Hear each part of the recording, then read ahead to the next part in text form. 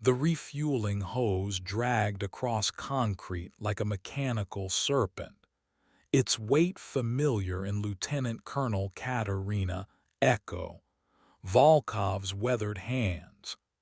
Steam rose from the JP-8 fuel as it cascaded into the F-16's tank, the acrid smell mixing with desert heat that shimmered off the tarmac at Al Udeid Air Base. Her flight suit, stained with hydraulic fluid and sweat, bore patches from 3 different squadrons and a Purple Heart ribbon that most people never noticed. The jet she was servicing wasn't hers. Her own bird sat in maintenance, grounded for the 3rd time this month with avionics issues that the mechanics couldn't quite diagnose.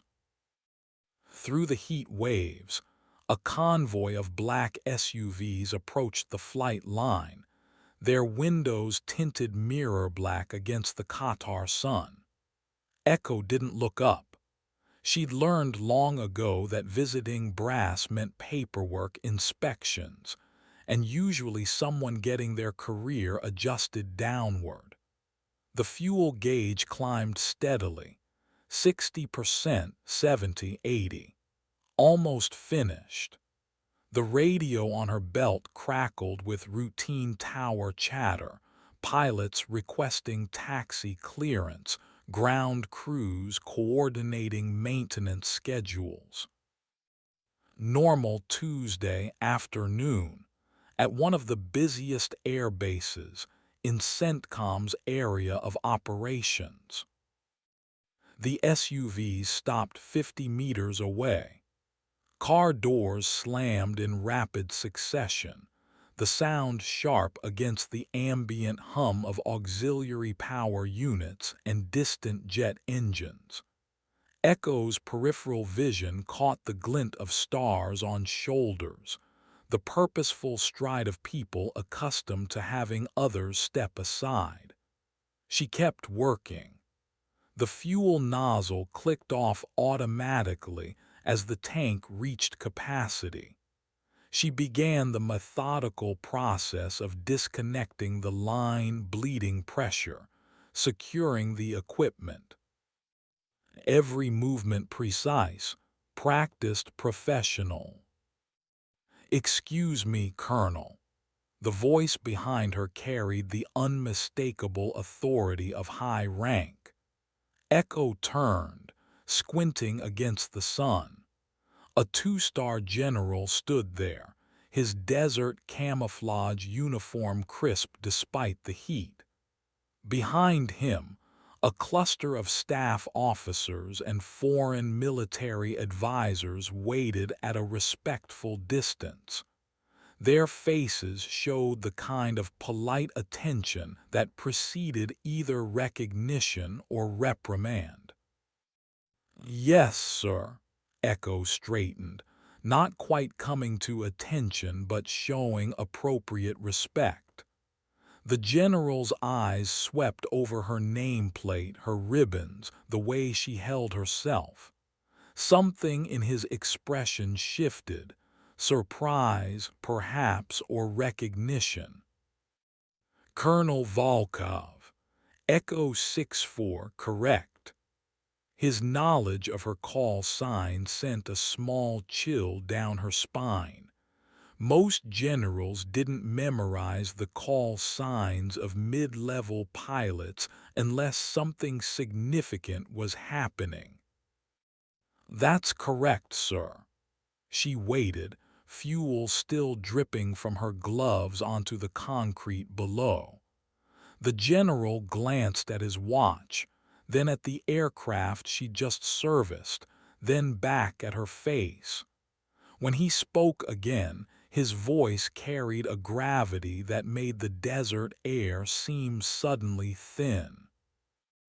The general's aide stepped forward, tablet in hand, but stopped when his superior raised a finger. Around the flight line, normal operations continued. crew chiefs directing aircraft, maintainers troubleshooting systems, pilots conducting pre-flight inspections. But in this small circle of concrete, time seemed suspended. Echo had seen that look before, in briefing rooms where colonels became generals and captains received their silver leaves. The look that preceded life-changing conversations. "Colonel, I need to ask you something that might sound unusual." The general moved closer, lowering his voice. "Given your experience in contested airspace, your familiarity with Russian aircraft identification, and your particular skill set regarding improvised tactical solutions, I'm going to need your assessment of a developing situation." He paused, studying her reaction. "We have assets in the air right now that may require immediate guidance from someone with your background." Echo felt the familiar tightness in her chest that preceded combat. Her last deployment had ended 8 months ago with a medical evaluation that should have grounded her permanently. Officially, she was here for administrative transition pending retirement. Unofficially, she was the most experienced pilot on base for certain types of missions that didn't appear in any official documentation. The kind of experience that came from flying where angels feared to tread, against aircraft that shouldn't exist, with weapons that weren't supposed to work. "What kind of situation, sir?" She pulled off her fuel-stained gloves, her movements deliberate.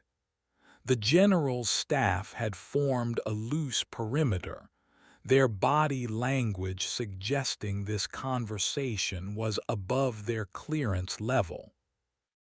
"Satellite imagery from 30 minutes ago shows aircraft movement near the Iranian border. Unidentified platforms, possibly stealth, definitely not commercial. Our AWACS can't get a clean read, and our F-22s are reporting some very interesting electronic signatures." He handed her a printed photograph, still warm from the secure printer. "These aircraft, they match certain design characteristics you reported in your after-action reports from Operation Nightingale.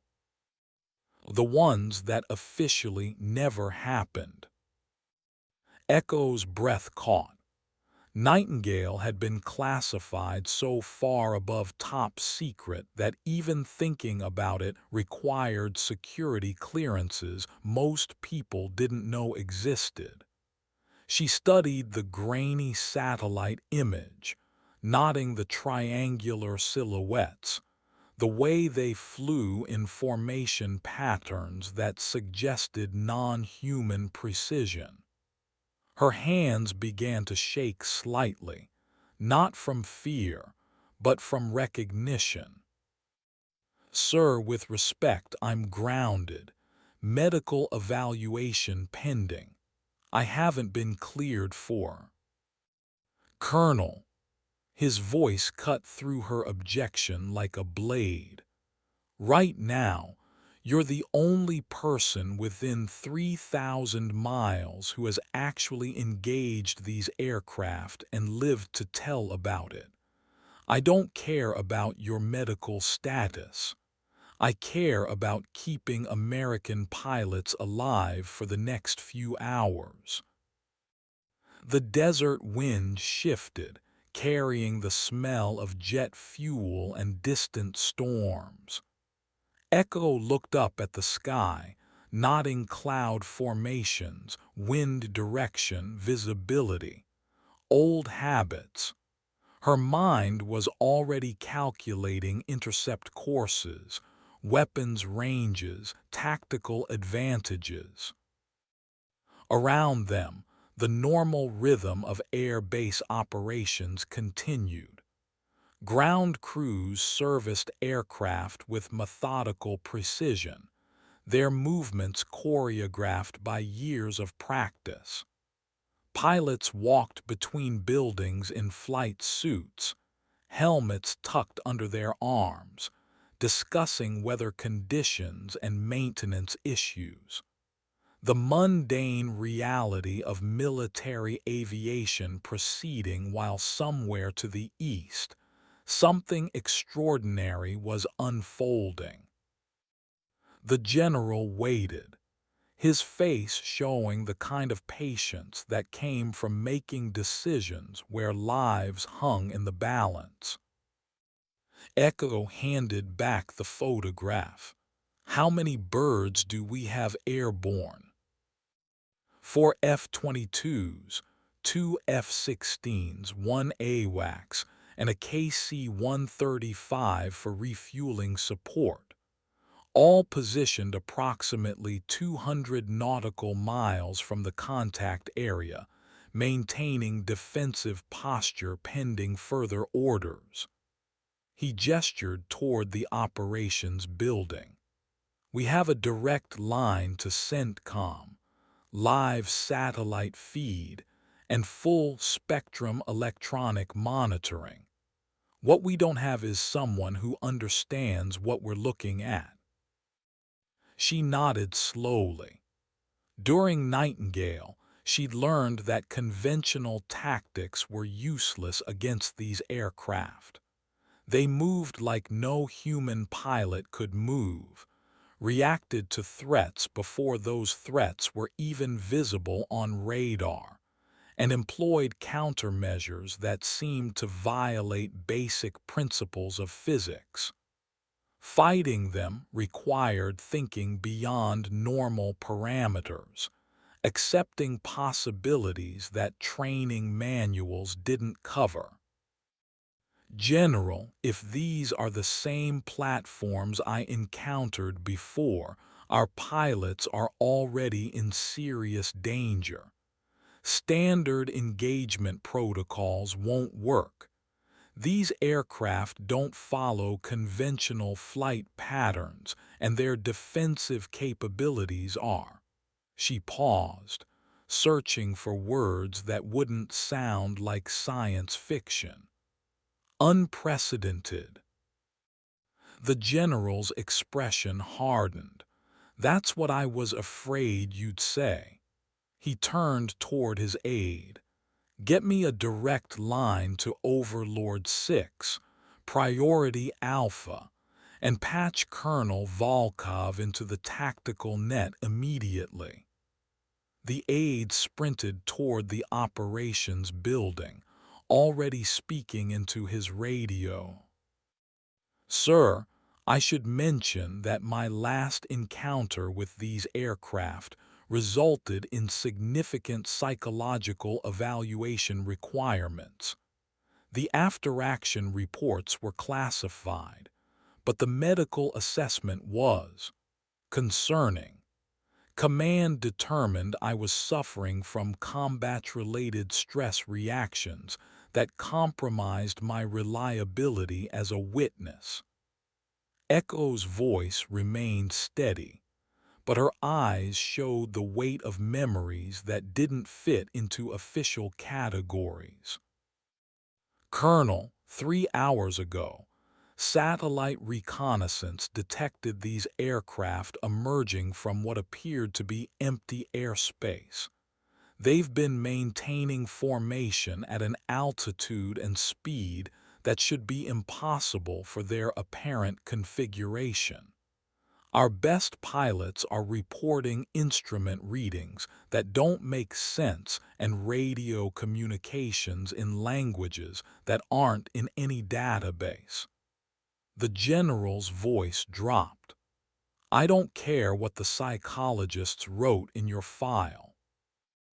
Right now, impossible is what we're dealing with, and you're the only person who's been there before. The operations building loomed ahead, its communications arrays reaching toward a sky that suddenly seemed less familiar, less safe. Inside the operations center, banks of monitors displayed tactical information in real time. Echo recognized the standard NATO symbology: blue triangles for friendly aircraft, red diamonds for hostile contacts, yellow squares for unknowns. What made her breath catch were the symbols that didn't follow any standard classification. Contacts that appeared and disappeared, moved in patterns that suggested coordinated intelligence, and displayed electronic signatures that fluctuated beyond normal parameters. Overlord 6, this is Hammer Actual. We have Colonel Volkov on station and ready for briefing. Request immediate tactical update. The general's voice carried across the operations floor, causing heads to turn. Communications specialists adjusted headsets. Intelligence analysts pulled up classified databases, and the air traffic control coordinator began isolating specific radio frequencies. The main display screen showed a map of the region, overlaid with aircraft positions and projected flight paths. Echo studied the formation of friendly aircraft.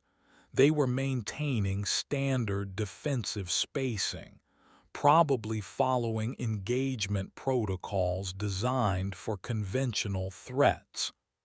Against normal adversaries, their positioning would be tactically sound. Against these particular aircraft, they were sitting ducks. "Sir, our birds need to break formation immediately. These platforms use some kind of targeting system that locks onto grouped aircraft. During Nightingale, we lost 3 fighters in the first 30 seconds because they maintained standard wing positions." Echo moved to the tactical display, pointing at the F-22 formation. Raptor flight needs to separate by at least 20 nautical miles and stagger their altitudes. The communications officer looked up from his console. "Colonel, we're receiving telemetry from Raptor Lead. His RWR is showing multiple target locks, but there's nothing on his radar screen. He's requesting permission to go defensive." Echo felt the familiar ice-cold clarity that preceded combat. "Patch me through to Raptor Lead immediately, and get me a direct line to the AWACS controller." She turned to the general. "Sir, with your permission, I need to take tactical control of this engagement. These pilots are about to encounter something outside their training parameters." The general nodded grimly. "Do it. All call signs, this is Hammer Actual. Colonel Volkov has tactical command authority. Execute her orders immediately." His voice carried the weight of absolute authority, the kind that ended careers for anyone who hesitated. "Raptor Lead, this is Echo 6-4. Immediate brake right, maximum performance climb, execute now." Echo's voice cut through the radio chatter with practiced precision. "Do not maintain formation. Repeat, break formation immediately and separate by minimum 20 miles. These contacts employ collaborative targeting systems. Echo 6-4 Raptor lead. Roger, breaking formation. Be advised, my instruments are showing some very weird readings. RWR is painting targets that aren't there.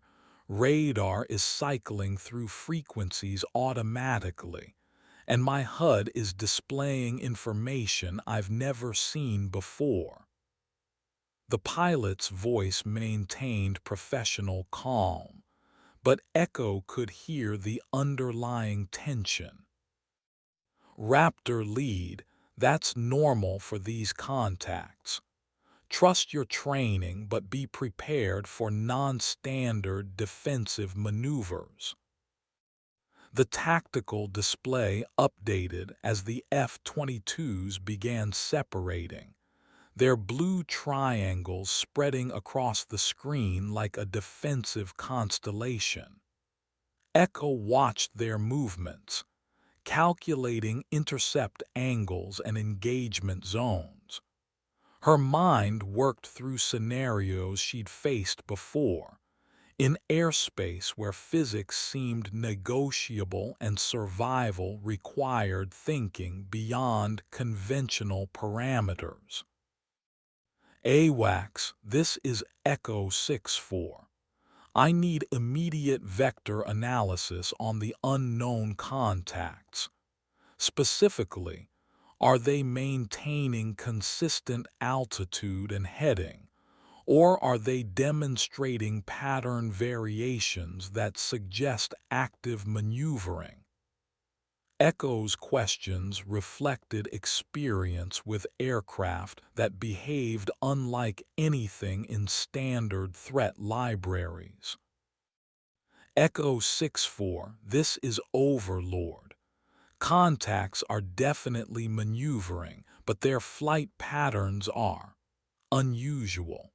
They're making course corrections before our aircraft change heading, almost like they're anticipating our movements.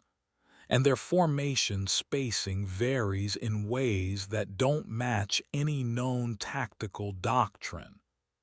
The AWACS controller's voice carried professional bewilderment. Echo closed her eyes briefly, remembering. During Nightingale, she'd learned that these aircraft seemed to operate with shared consciousness, reacting to threats collectively rather than individually. Fighting them required accepting that normal cause and effect relationships didn't apply. You couldn't outthink them using conventional tactics because they processed information in ways that human intelligence couldn't match. All aircraft, this is Echo 6-4. New tactical protocol. Do not attempt to outmaneuver these contacts using standard defensive patterns. They anticipate conventional responses. Instead, execute random course changes, use unpredictable altitude variations, and maintain electronic silence except for emergency communications. These platforms respond to predictable behavior. The operations center fell silent except for the hum of electronics and distant radio chatter. On the tactical display, the unknown contacts continued their approach, moving with the coordinated precision of a single organism. Echo watched their formation shift slightly, adapting to the friendly aircraft's new positioning in real time. Whatever intelligence controlled these platforms was learning, adjusting, preparing. "General," Echo said quietly, "we need to consider the possibility that this is a test. During Nightingale, These aircraft appeared whenever we deployed new defensive technologies or tactical innovations. They seemed more interested in observing our capabilities than in causing casualties. What kind of test?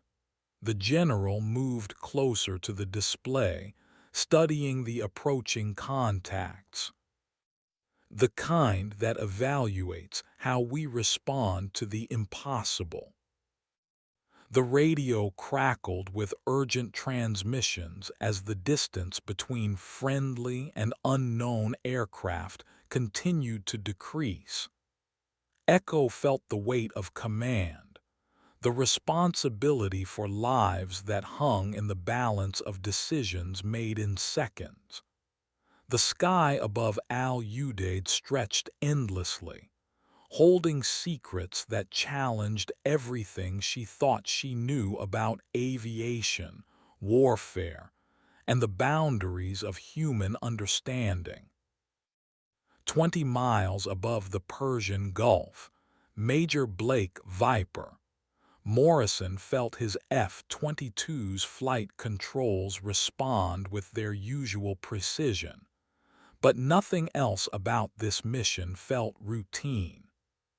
His radar warning receiver continued painting threats that didn't appear on any scope, while his heads-up display showed symbology he'd never seen in 15 years of fighter operations. The unknown contacts remained invisible to his radar, yet his aircraft's defensive systems insisted they were there, closing distance with mathematical inevitability. Raptor 2, Raptor lead. You seeing what I'm seeing? Morrison's voice remained professionally calm, but his grip on the control stick had tightened unconsciously. A firm lead. My bird's acting like it's drunk.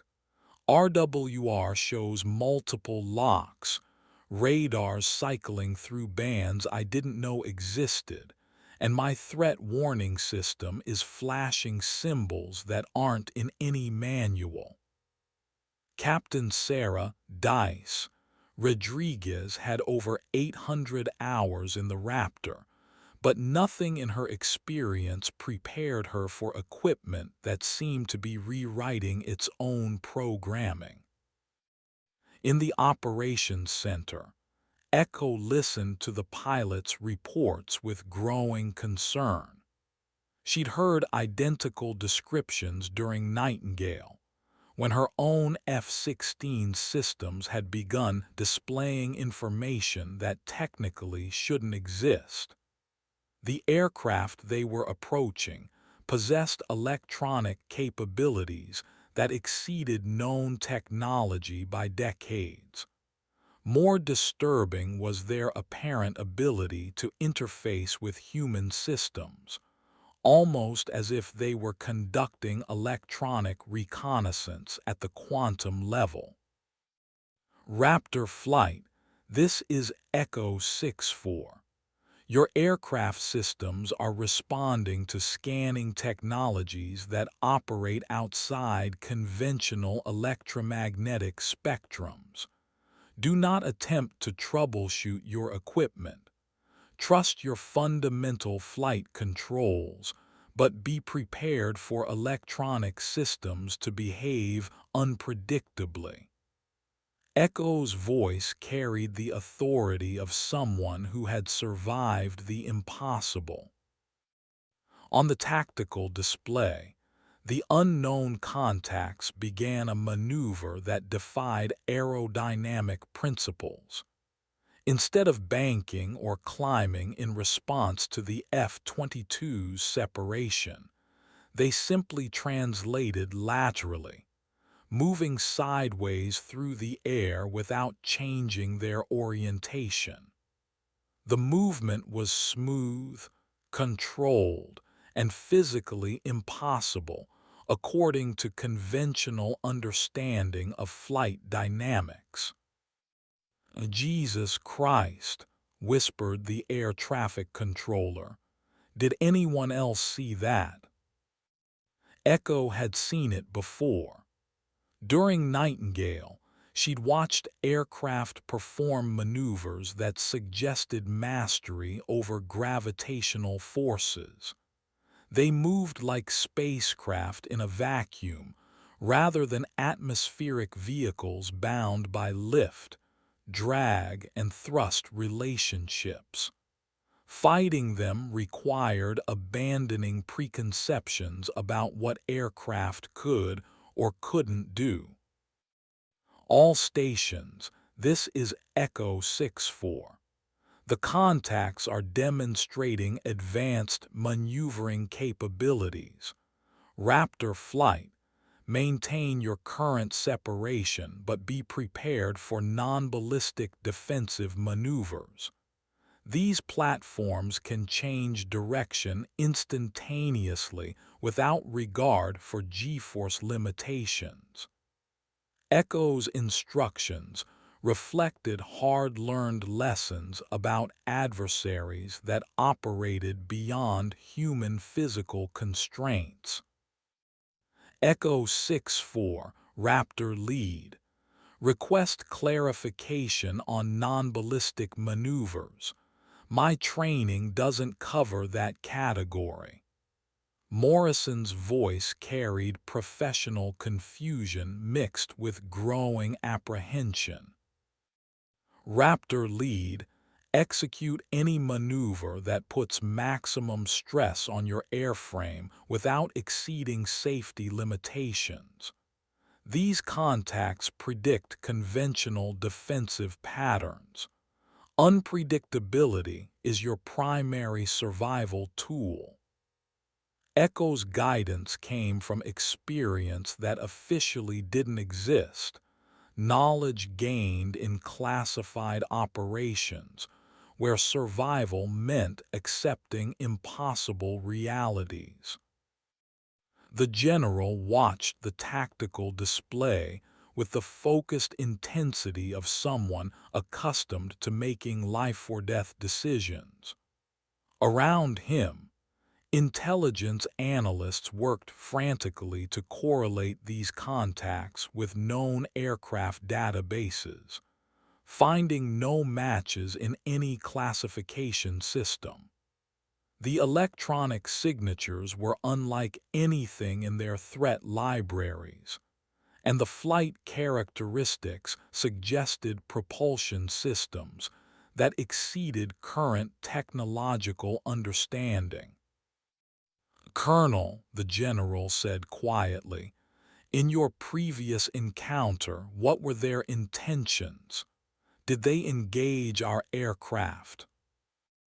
Echo's expression darkened with memories that still triggered nightmares. Sir, they engaged selectively, not to destroy but to test.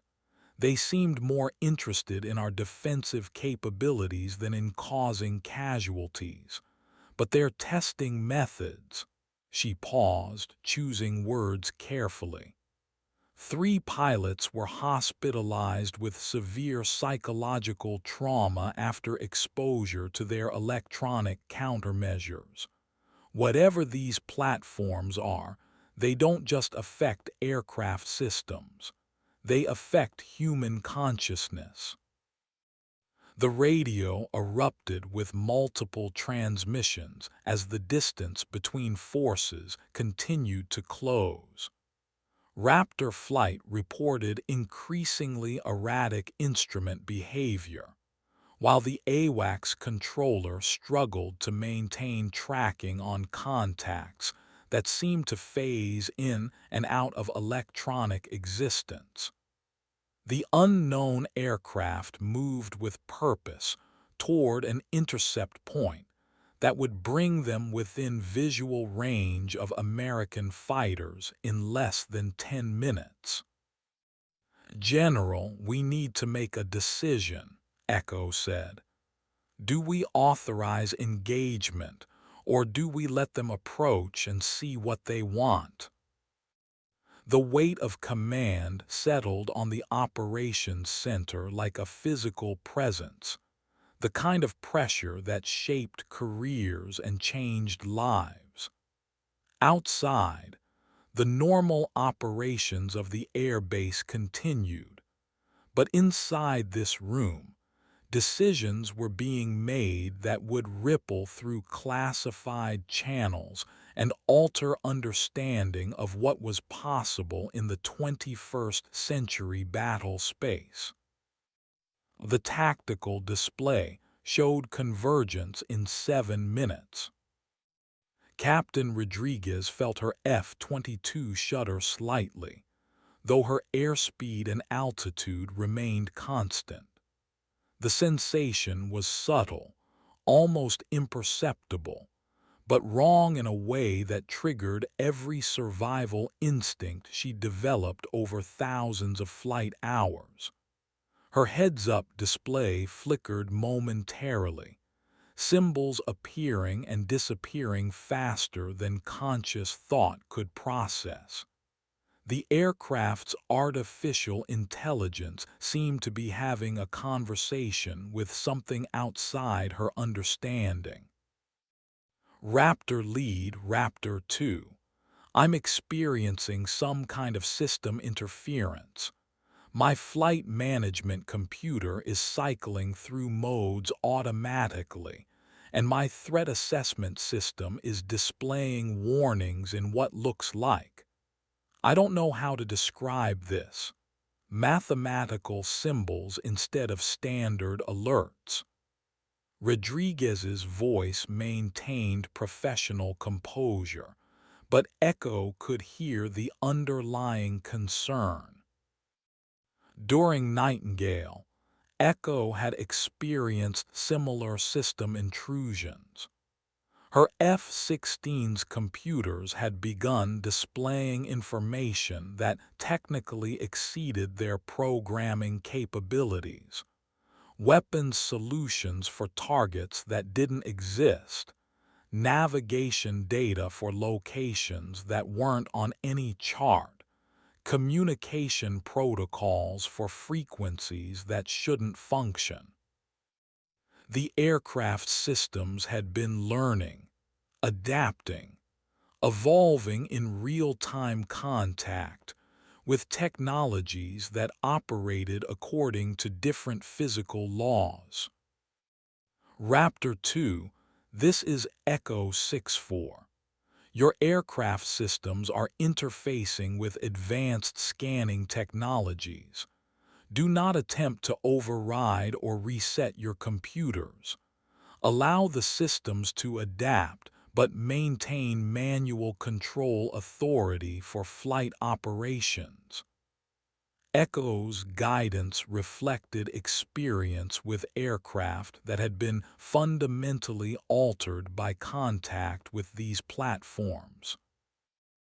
On the main display, the unknown contacts adjusted their formation again, responding to Raptor flight's movements with predictive accuracy that suggested quantum-level computation. They moved like pieces in a chess game, where the rules changed with each move, adapting their tactics to counter strategies before those strategies were fully implemented. AWACS, this is Echo 6-4. Are you detecting any changes in the contact's electronic emissions? Echo needed to understand the escalation pattern, the way these aircraft built toward engagement or demonstration. Echo 6-4, Overlord. Negative on emission changes, but we're detecting something unusual. Our electronic surveillance measures are picking up data transmissions between the contacts that don't match any known communication protocols. The signal characteristics suggest information transfer rates that exceed theoretical limitations for electromagnetic radiation. The AWACS controller's report reflected technology that challenged basic understanding of information theory. Echo nodded grimly. During Nightingale, she'd learned that these aircraft communicated through means that resembled quantum entanglement more than radio transmission. They shared information instantaneously across impossible distances, operating as distributed components of a single intelligence rather than individual platforms. Fighting them meant confronting coordination capabilities that exceeded human teamwork by orders of magnitude.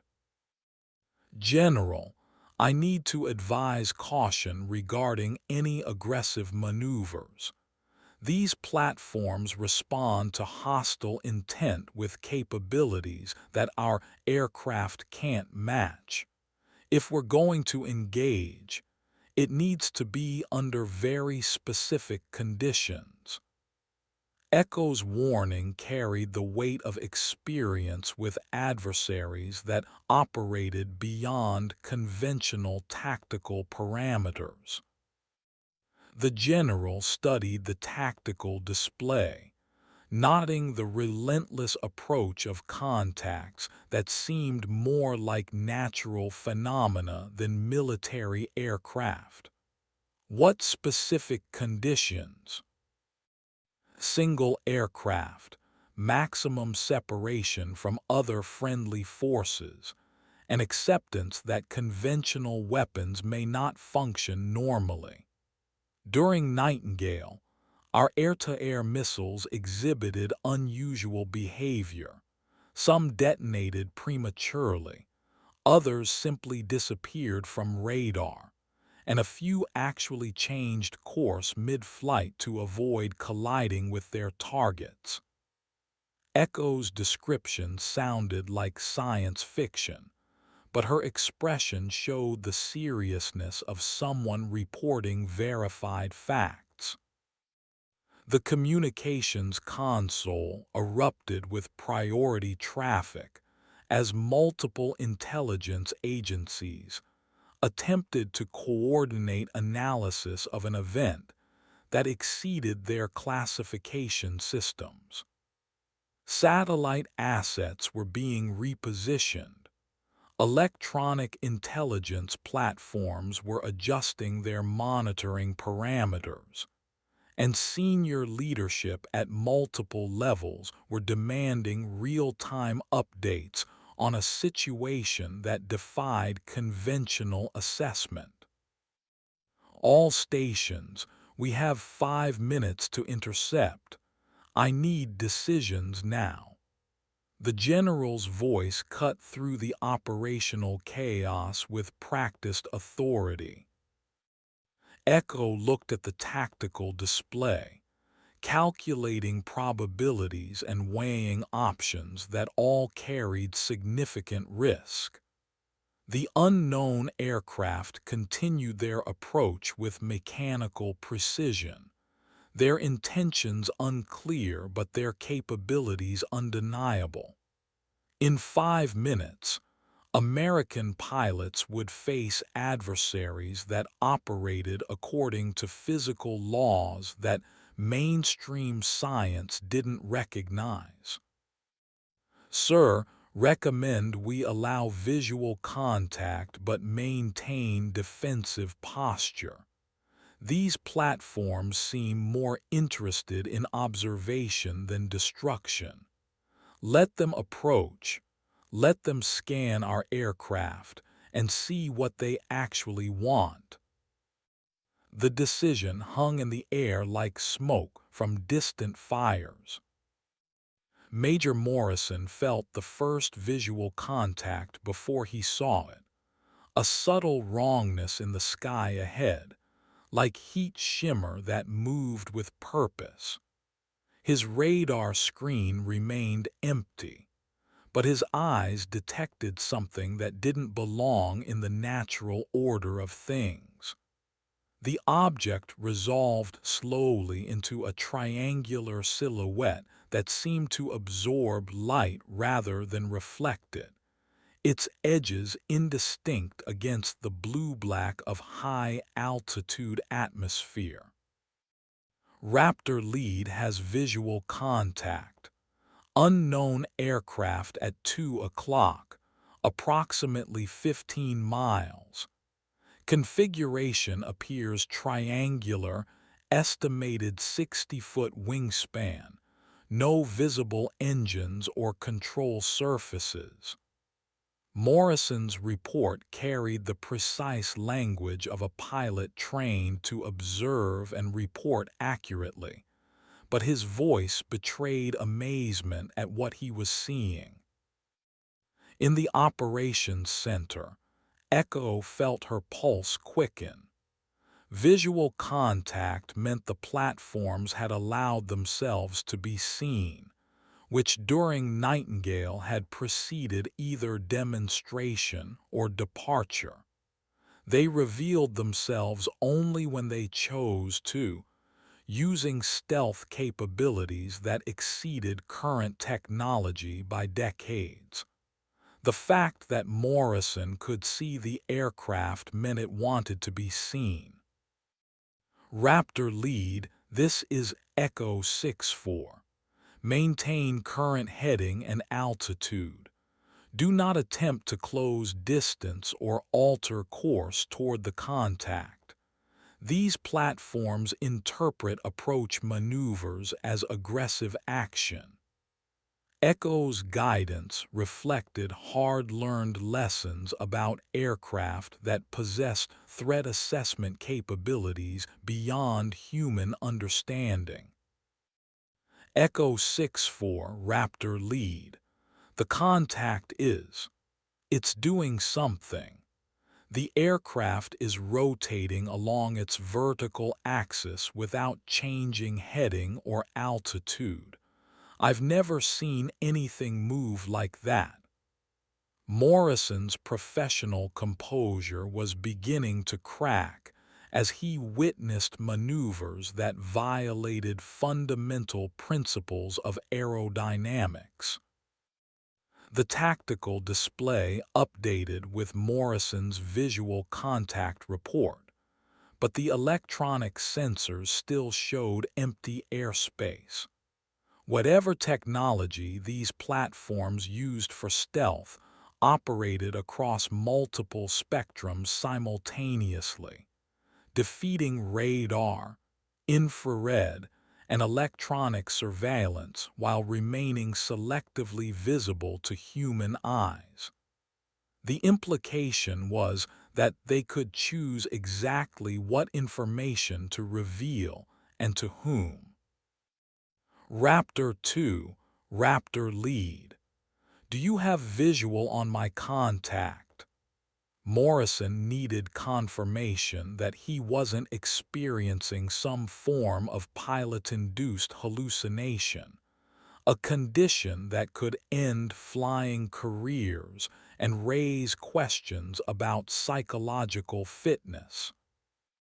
Negative lead. My scopes are clear, but my aircraft systems are showing increased activity. My electronic countermeasures suite is cycling through defensive protocols automatically, and my weapons system is displaying target solutions for nothing. Empty air. Rodriguez's report reflected the electronic confusion that these platforms generated in conventional aircraft systems. Echo understood the pattern. During Nightingale, she'd learned that these aircraft revealed themselves selectively, allowing some pilots to see them while remaining invisible to others.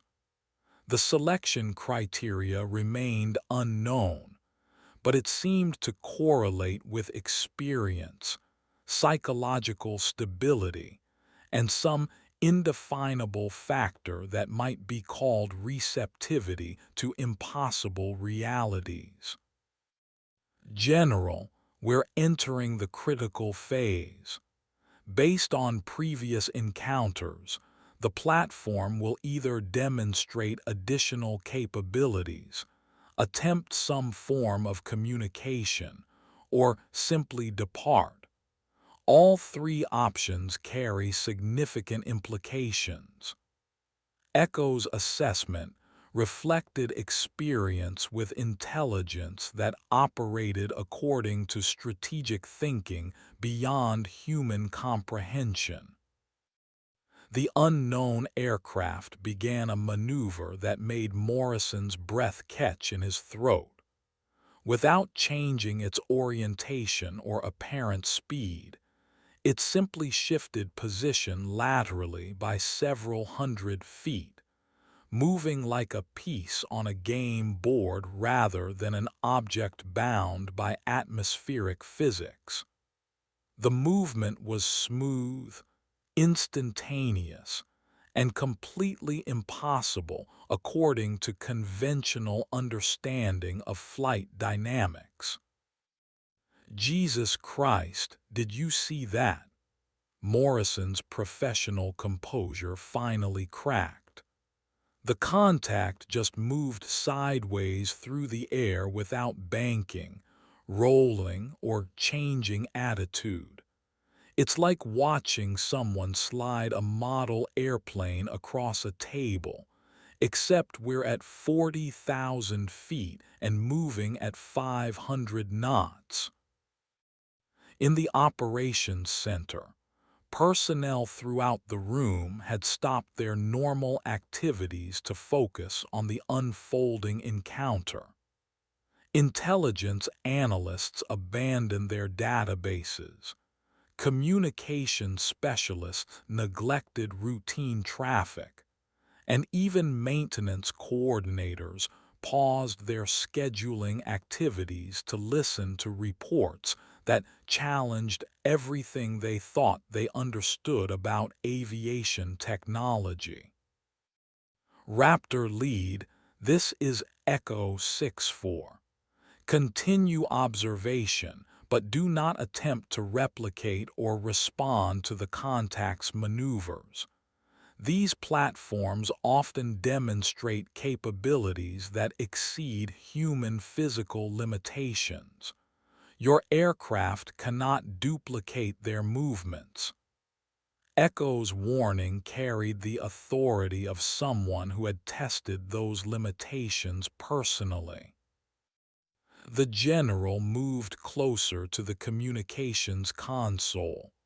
Colonel, in your previous encounter, how did it end? What terminated the contact?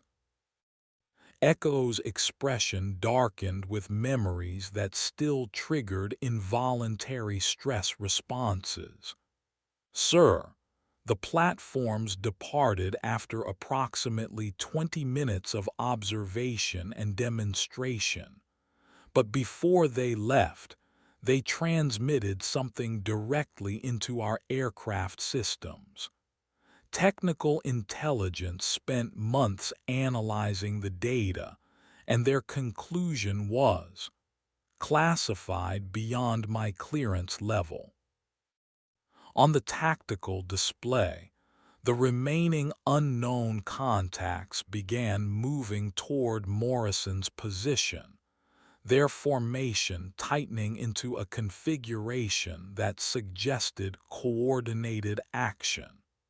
Whatever test or demonstration was beginning, it was entering a new phase that required multiple platforms working in perfect synchronization.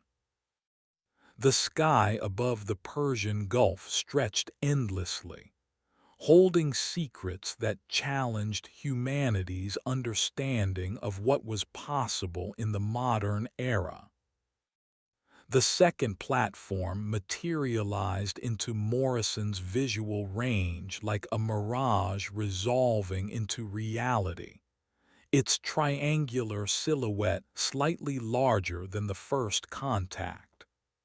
Unlike conventional aircraft that announced their presence through engine noise, contrails, or radio emissions. These platforms existed in almost supernatural silence. Morrison's radio was clear of any communication attempts, yet he felt an odd sensation that something was trying to communicate through channels his training hadn't prepared him to recognize. Raptor lead has visual on second contact. Similar configuration to the first, positioned approximately 3 miles south. Both contacts maintaining formation that doesn't correspond to any known tactical doctrine. Morrison's reports were becoming increasingly detailed as he struggled to document phenomena that exceeded conventional description. In the operations center, Echo watched the tactical display with growing apprehension. During Nightingale, multiple platform encounters had resulted in the most significant electronic intrusions into friendly aircraft systems. The platforms seemed to work together to conduct detailed scans of human technology, learning capabilities and limitations through direct interface with aircraft computers. AWACS, this is Echo 64.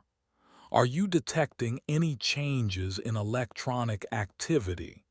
Specifically, any indication that the contacts are actively scanning our aircraft? Echo needed to understand the escalation pattern, the way these encounters built toward demonstration or departure. Echo 64, Overlord. Affirmative on electronic activity. We're detecting focused electromagnetic emissions directed at Raptor lead's position.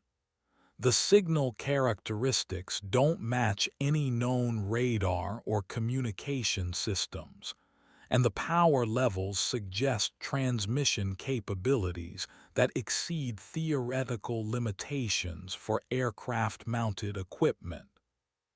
The AWACS controller's report confirmed Echo's suspicions about advanced scanning technologies. Rodriguez felt her F-22's systems responding to electronic intrusion in ways that her training had never covered. Her flight management computer began displaying navigation waypoints for locations that didn't exist on any chart, while her weapons system cycled through targeting solutions for threats that remained invisible to all sensors. Most disturbing was the subtle sensation that her aircraft was being examined, evaluated, understood by intelligence that operated beyond human comprehension. Raptor 2, experiencing significant system anomalies. My HUD is showing flight path projections that extend beyond my fuel range. My threat warning system is identifying targets using symbols I've never seen, and my communication equipment is receiving transmissions on frequencies that should be impossible. Rodriguez's report reflected the electronic confusion that these platforms generated through their scanning activities. Echo remembered similar experiences during Nightingale. Her F-16's computers had begun displaying information that technically exceeded their programming capabilities, as if the aircraft's artificial intelligence was learning, adapting, evolving through contact with technologies that operated according to different physical laws. The most unsettling aspect had been the gradual realization that her aircraft was being improved by the contact, its systems enhanced in ways that remained active long after the encounter ended. Raptor flight, this is Echo 64. Allow your aircraft systems to adapt to the electronic intrusions. Do not attempt to override or reset your computers. These platforms are conducting detailed technical reconnaissance, but they don't appear to be causing permanent damage. Echo's guidance reflected experience with intelligence that seemed more interested in understanding than in destroying. The third platform appeared in Morrison's peripheral vision like a shadow that had learned to fly. Unlike the first two contacts, this aircraft moved with subtle variations in its flight path, banking slightly, adjusting altitude, demonstrating maneuvers that approached conventional flight characteristics, while maintaining the impossible smoothness that characterized all their movements. Raptor lead has visual on third contact. This one's behaving differently. It's actually flying like an aircraft instead of moving like a piece of equipment being positioned by remote control. Morrison's description captured the essential strangeness of watching machines that seem to operate beyond normal cause and effect relationships. The general studied the tactical display with the focused intensity of someone accustomed to making decisions based on incomplete information. Three unknown platforms were now conducting coordinated operations within visual range of American fighters, demonstrating capabilities that exceeded known technology while maintaining what appeared to be peaceful intent.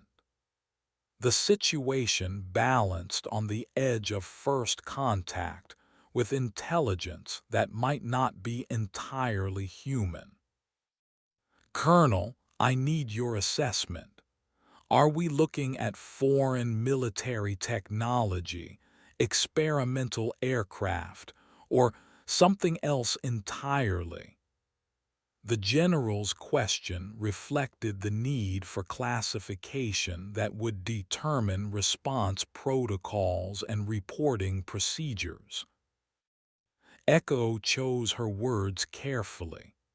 Sir, based on observed capabilities and behavioral patterns, these platforms operate according to scientific principles that aren't fully understood by current human technology.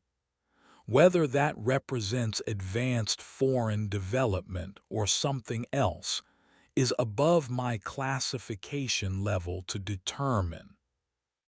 The diplomatic language masked a more disturbing possibility that Echo couldn't voice in an operational environment. During Nightingale, she'd gradually reached the conclusion that these aircraft represented technology that exceeded human development by decades or possibly centuries. The implications of that assessment were too significant for battlefield decision-making, but too important to ignore completely. Raptor lead, this is Echo 64. Continue observation and report any additional changes in contact behavior. Maintain defensive posture, but do not interpret their maneuvers as hostile unless they demonstrate clear aggressive intent. Echo's instructions reflected the delicate balance between caution and curiosity that these encounters demanded. The unknown platforms continued their coordinated demonstration, moving through the sky with precision that suggested shared consciousness and capabilities that challenged everything the assembled personnel thought they understood about aviation technology. 25 miles away, the KC-135 tanker crew observed the encounter through electronic sensors and second-hand radio reports, their aircraft serving as a mobile command post for an operation that officially wasn't happening. Staff Sergeant Maria Tank Castellanos monitored fuel distribution systems while simultaneously tracking the tactical situation through encrypted communications channels that carried reports of aircraft that shouldn't exist performing maneuvers that violated basic physics. Fuel status on all aircraft remains nominal, Tank reported to the AWACS controller. But I'm seeing some weird readings on my distribution systems. The pumps are cycling through pressure variations that don't correspond to any aircraft currently connected to my hoses. Her report reflected the electronic anomalies that seemed to propagate throughout friendly systems during these encounters. In the operations center, Echo listened to Tank's report with growing concern. During Nightingale, the platform's electronic scanning capabilities had affected aircraft systems across wide areas, causing anomalous behavior in equipment that had no direct connection to the encounter. The implication was that their technology operated through fields or forces that conventional electromagnetic theory didn't adequately describe. All aircraft, this is Echo 64, report any system anomalies, regardless of how minor they might seem. These platforms generate electromagnetic effects that can influence equipment at significant distances. Echo's warning reflected experience with technology that seemed to operate according to quantum mechanics rather than classical physics. Morrison watched the three platforms adjust their formation with mathematical precision, moving into a triangular configuration that maintained exact geometric relationships, regardless of their individual maneuvers. The coordination was perfect, suggesting navigation systems that shared information instantaneously across impossible distances, or artificial intelligence that operated as a distributed network rather than individual units. Raptor lead to all stations. The contacts are forming a precise equilateral triangle, with each aircraft maintaining exact position relative to the others. The coordination is unlike anything I've seen in